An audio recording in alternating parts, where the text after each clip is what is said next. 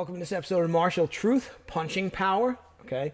In this episode, I'll get up out of the chair and demonstrate some stuff and talk about some things so we can talk about punching power. Okay.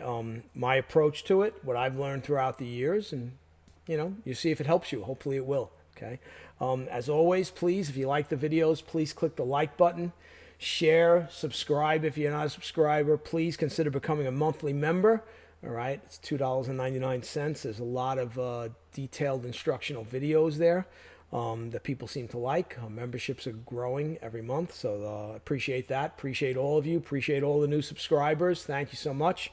A couple things coming up. I just interviewed Yannick Schultz, so that'll be dropping next week. Okay, my interview with Yannick Schultz. He's one of the up-and-coming researchers. Doing a great job, a couple of books, a bunch of articles. So the interview with him was very good. We talk about a bunch of different things. He's also a fellow Matayoshi Kobudo practitioner, so we get to talk about Matayoshi a little bit, which is very nice. All right. So have some other interviews coming up. All right. I'll be in Okinawa December 4th to 13th.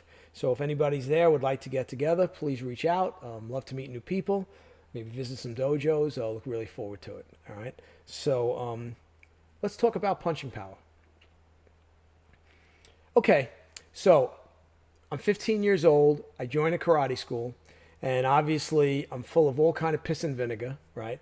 And I love this karate stuff, and I'm working on my punching, and how do I get my punch stronger?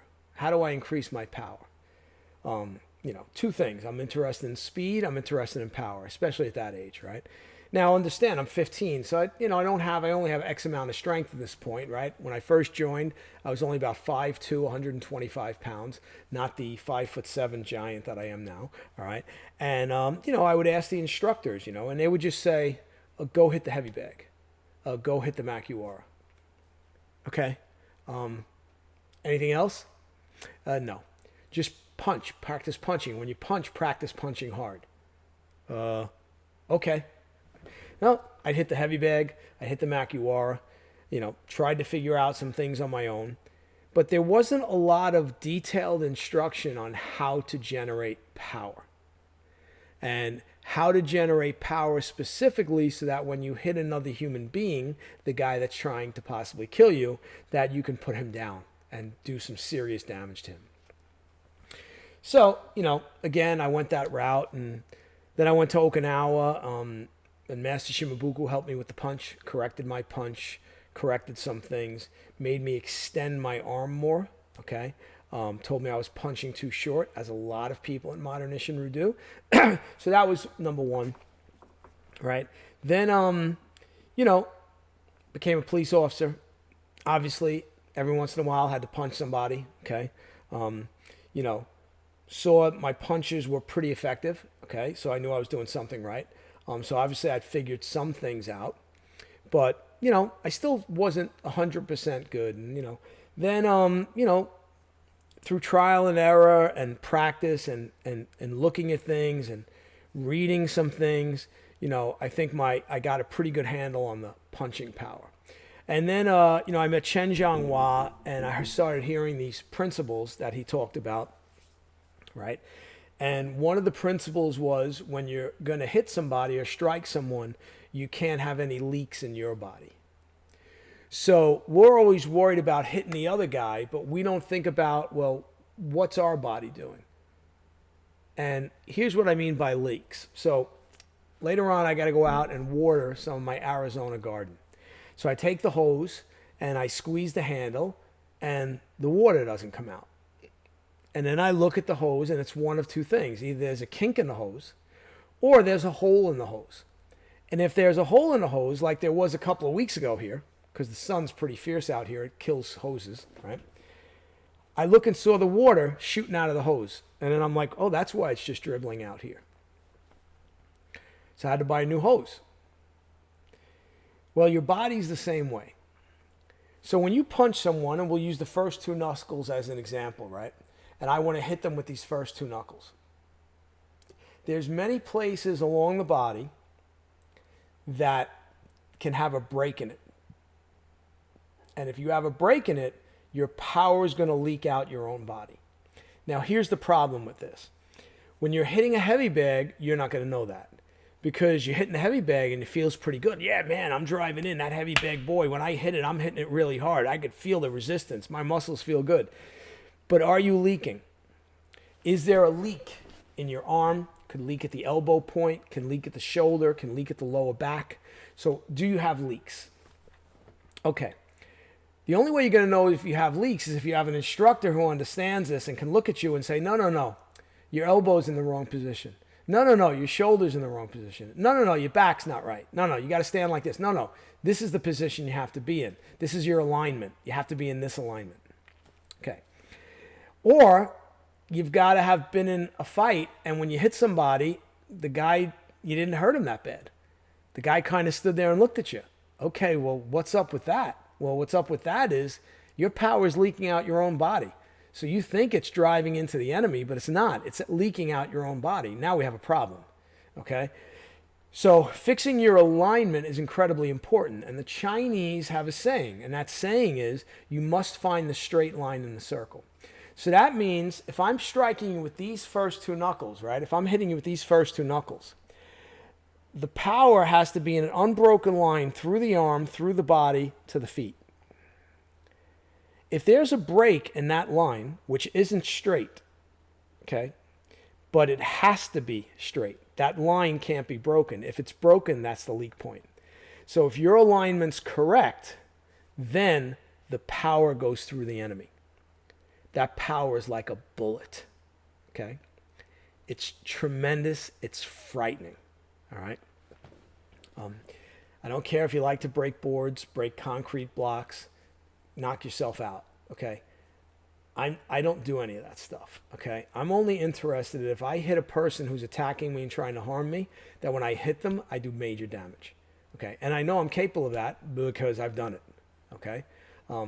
More than one occasion, and a criminal accused me of hitting them with something in my hand, like claiming I used like a brass knuckles type thing. Never in a million years, right? It's just my fist, okay? So when you get the power and you can utilize it properly, it's pretty scary. It's pretty scary, okay? So that's the kind of power I'm talking about. Lu Changyi, the headmaster of Feeding Crane Kung Fu, once said to me, we know karate had this power. What happened? I told him the advent of sport. When you're more interested in what your karate looks like for a guy judging you as opposed to what your karate can do if three guys are trying to harm you, well, yeah, what do you need power for? You know, that's why, I see the Olympics where they hit themselves as they throw a punch. Okay, that's not real power. Please, don't get me started, okay? I'm talking about power like I see a professional boxer when he hits a guy with a glove on and turns his lights out. Okay, that's what I want. I want that kind of power. All right, and there's ways to utilize the body to develop that power. The alignment's very important. All right, and that's what we're going to do, and that's what we're going to show. So let's get up out of the chair. Let's go to the heavy bag, and let's talk about punching power. So let's talk about punching power. Okay, so here we have a heavy bag. This bag is either 65 or 75 pounds. I don't remember at this point. Okay, it's an Everlast bag. Had a water bag. The water bag broke. Slow leak, so I had to get rid of it. So got a more traditional heavy bag. Okay, so obviously I do isshin-ryu karate. I'm going to be punching with a vertical fist punch, but it doesn't matter. One punch is not superior to another. It's how you do the punch, okay? And one of the most important things when you do the punch is the position of your elbow. So we're going to be talking about alignment. So if I'm punching the bag, okay, so I hit the bag, there has to be an unbroken line that goes from the first two knuckles through my shoulder, down through my back to my rear foot. That's the unbroken line of power. So if there's a break in any of those lines, in any of those positions, the power leaks out, okay? So if I'm punching, and I'm punching like this, which I've even seen some isshin-ryu practitioners do because they think it gives them more power. No. If you punch like this and the guy moves in on you as you punch, there's nothing there. There's zero power. So when you punch, the elbow has to stay behind the wrist. It has to stay behind the wrist, okay? And the elbow position has to be down. So for my practical method, friends, when we punch like this, the elbow position doesn't change. The elbow has to be down. Twist punch, Okinawan karate, taekwondo, whatever. If when you're doing the twist punch, you allow your elbow to go out to the side, well, obviously you've got a leak point. And you can try it.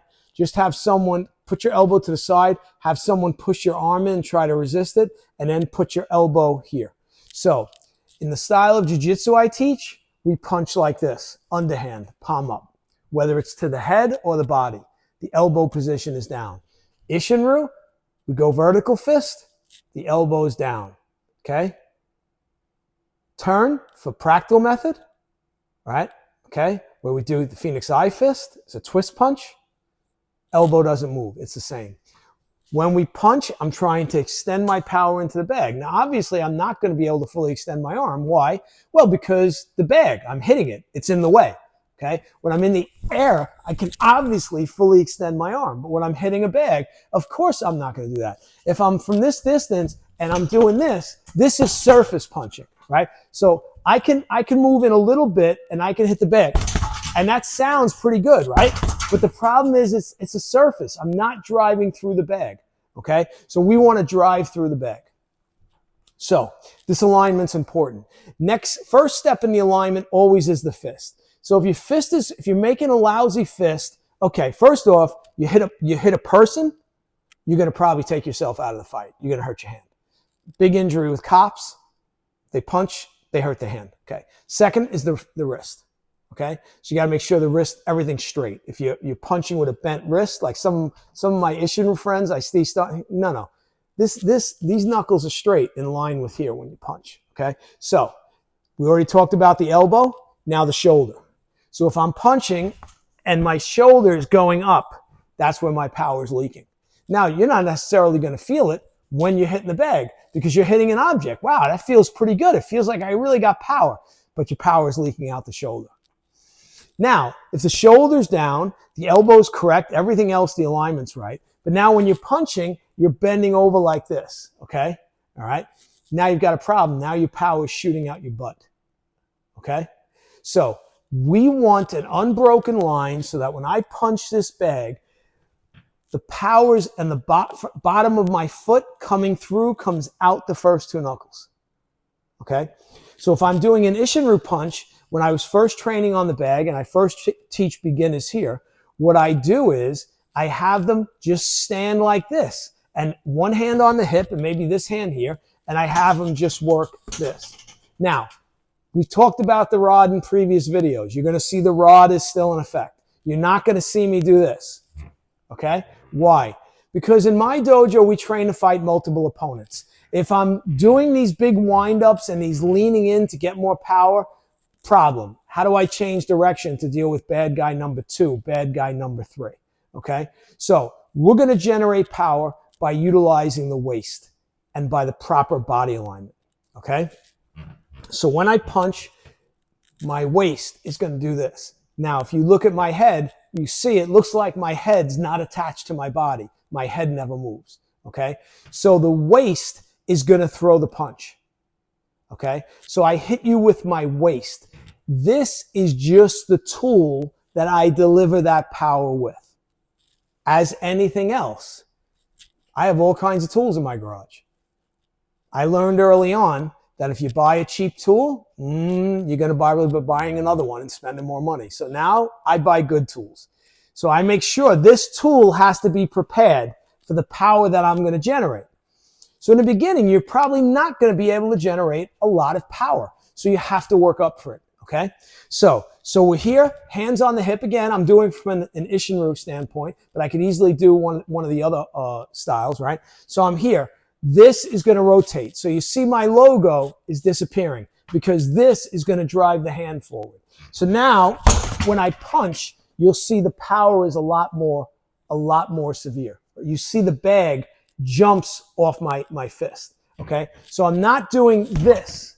That's pushing the heavy bag. I see a lot of people do this. They think that equates to power. It doesn't equate to power. When I'm here, I punch. I want that heavy bag jumping off my fist. I'm not leaning in like this. So I'm here. When I go from here and I punch, so my waist turns and drives it in. All right. So from here, my waist turns and drives it in. So again, turns and drives it in. Okay. So as I'm doing that, the elbow is staying in line behind the wrist. I'm not letting it creep out. That's what gives me the power. The waist fires. Okay. So in Chinese martial arts, we call Fajin shaking power. Okay. And that shaking power is your ability to shake your waist. How fast can you fire your waist? So the faster you can fire your waist is a direct indication of your punching power. So a lot of people in Isshin-ryu karate, they don't use the waist.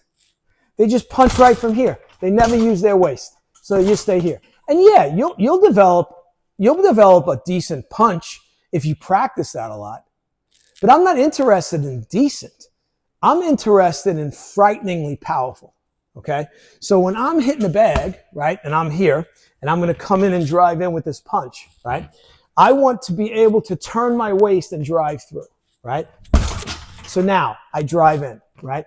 Again, we're not talking about combinations here. We're just talking about developing the basic power, all right? Later on, you do combinations, whatever you want to do, okay? This is developing the basic power, all right? So from here, again, rotates here, okay? So again, you'll hear people say Isshin-ryu has a snap punch. No, it doesn't, okay? You don't snap your punch, all right? The punch goes out. When the waist comes back, that pulls the arm back. So it's the waist pulling the arm back.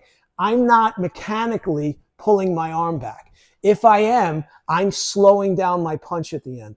I don't want my punch slowed down. I want to drive through. I want to seriously hurt this individual. I want my punch to do major, major damage, okay? So this is the long range punch, okay, where we're from the hip. And look, let's keep in mind, this is basic. Is my hand going to be here when I throw a punch? Probably not, okay? So where are my hands going to be? They're going to be here. They're going to be up, right? Or whatever I'm doing, right? So you can work from here. Now, that same power, notice now, it's a lot shorter distance my fist is traveling, right? This is called short distance power, okay? Tatsuo Sensei, the founder of Isshin-ryu, Tatsuo Shimabuku, he used to refer to this as inchy power, okay? So in Chen Taiji, when I was first taught the Chen Taiji punch by Master Chen Jianghua, he said, Michael, in Chen Taiji, you should be able to punch the guy when your fist is already touching his body. Interesting, right? So when I'm here now my punch is just flying right from here. So you see the distance isn't that big. But when I throw it, you see the bag is still jumping off because there's that coordination, that is that alignment in my body. So as I do that, right, that short punch, right? So from here again, right, we want this, right? So a few first generation students of the founder of Isshin-ryu told me that when he practiced Sun Tzu, he just punched from here. He didn't bring the hand back here. Now we see this garbage, right? We see people punching like this. As Master Kichiro Shimabuku said to me once, who punches like that? The answer is nobody, okay? So if you're doing that, stop. It's just ridiculous, okay? And it's not real Isshin-ryu. So I'm here, I'm punching here, right? So my power goes from here in the alignment, right? So again, what do? I pick a spot. So I'm aiming for the top line here in the letter, Everlast, right? So in the letter T, right? And I'm driving for that spot. And I'm trying to get my power to go through that bag. So you see my hand isn't traveling that far, but you see how the bag jumps off my fist, okay? So this applies to everything. So now we get into an elbow strike. It's the same thing, right? The rotation, okay? So again, if I'm doing practical method and I'm doing my practical method punch, the alignment's the same, right? So now I come here, right? And you see how the bag again jumps off my fist. You see my body's not doing this. I'm not doing that. This rod doesn't move. My waist, everything rotates around the rod. So when I'm here and I'm punching like in practical method, and we do this, right? So this goes right from here, and I punch, okay? Isshin-ryu, same thing. I don't do this, okay? You'll see some people on my YouTube channel, Senior Isshin-ryu Sensei, winding up like this and punching. No, okay? Again, it's not good. It's not high-level martial arts. There's no wind-up, okay? We punch from where the hands are at. So my hands are here, it punches from here, right? That's my lead hand. If my rear hand's here, it punches from here. So there's no retraction. There's no wind-up. In Chinese martial arts, we call it loading. Don't load, okay? If you load, first off, the person sees it. His reptile brain identifies, oh, he's going to punch me. But when I'm here and I just do this and let my hand go forward, or this and let my hand go forward, it's hard for him to deal with it. So we want to train to punch in the same way. Okay? So other thing, like I said, I used to take a marker, put a little dot on the bag, and that's what I would work on punching. Okay? Punching that. And again, I'm showing all my right side, so I don't have to switch the camera around, but my left side would be doing the same thing. I work the left side too. All right? Pretty much all martial arts are right hand dominant. Okay? So, but you want to train the left hand. So when I was younger and working on developing power, okay, if I was hitting a heavy bag, if I hit it 20 times with my right arm, I try to hit it 30 with my left. Same with the makiwara, okay? And I'll do a future video where I show how I hit the makiwara, okay? Again, I see a lot of people, even in Okinawa, high-level masters, letting their body move like this when they hit the makiwara. Okay, we don't want to do that, okay? What we want to do is we want to have perfect balance while generating a massive amount of power, all right? So the thing to keep in mind is if you're punching where you're winding up and moving your whole body into the punch, of course it's going to feel powerful, and it may become a very powerful punch. But the problem is you're also telegraphing, okay? And the guy's going to know what you're doing, all right? So that's a problem. 2, biomechanically, it's not the greatest way to move for your body. 3, you're out of balance. So if you're moving something like this and doing these beating winds ups and coming in, it makes you feel good hitting the heavy bag. Keep in mind that in actual combat, that will be dramatically magnified. So I'll give you a for instance. So not only have I been in a lot of fights, but I've seen a lot of fights, okay?